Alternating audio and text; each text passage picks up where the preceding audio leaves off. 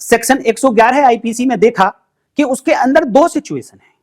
एक सिचुएशन तो ये थी कि जो एक्ट अबेट किया गया था और जो एक्ट किया गया उस अबेटमेंट के कंसीक्वेंस में, वो दोनों एक्ट टोटली डिफरेंट थे, लेकिन प्रॉक्सिमिटी थी दोनों में, कहीं ना कहीं प्रोबेबल कंसीक्वेंस था दूसरा।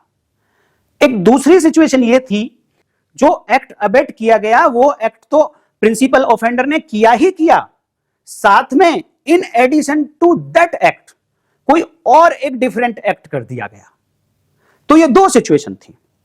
तो दोनों के लिए बताया गया कि अगर दोनों में एक रिलेशन था प्रोबेबल कंसीक्वेंस का, तो लायबल होगा अबेटर दूसरे एक्ट के लिए भी, जो डिफरेंट एक्ट हुआ था उसके लिए भी लायबल होगा। लेकिन अब क्वेश्चन ये उठता है कि जब चार्ज पे आएगी बात, तो कौन कौन से चार्जेस उसके अगेंस्ट लगाए जाएंगे।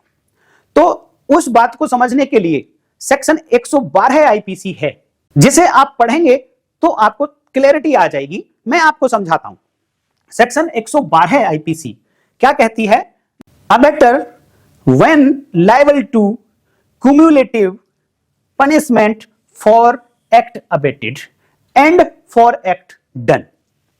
तो यह कहती है सेक्शन 112 कि कब, किन परिस्थितियों में वो अबेटर लायबल होगा दोनों एक्ट के पनिशमेंट के लिए।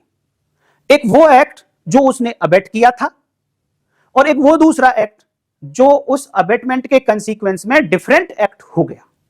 दोनों के पनिशमेंट के लिए वो अबेटर किन परिस्थितियों में लायबल होगा, दोनों का चार्ज उस पर कब लगेगा।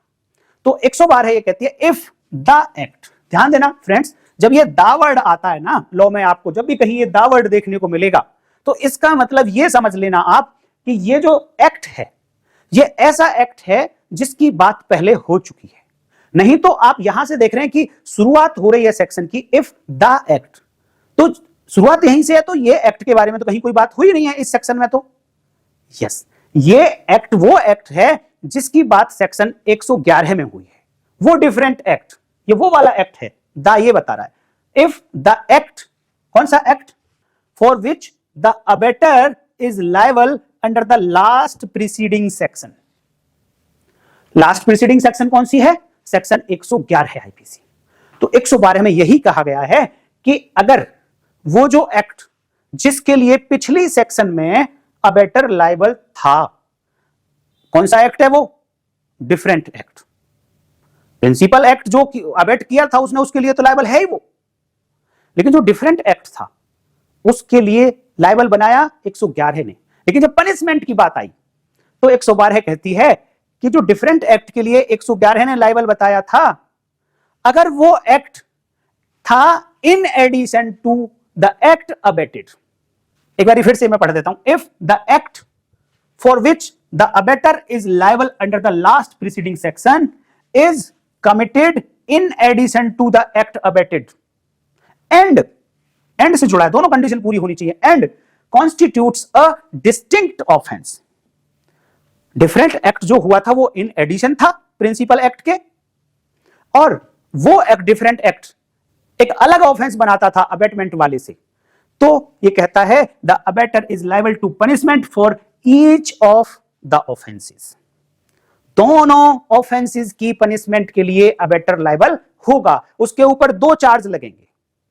जैसे पिछली वीडियो में देखा, हमने एग्जांपल दिया था सेक्शन 111 आईपीसी के दौरान, उसमें बताया गया था कि अबेटर ने अबेट तो किया था रॉबरी के लिए, लेकिन वो रॉबरी के साथ साथ मर्डर कर दिया उन्होंने, जो प्रिंसिपल ऑफेंडर गए थे।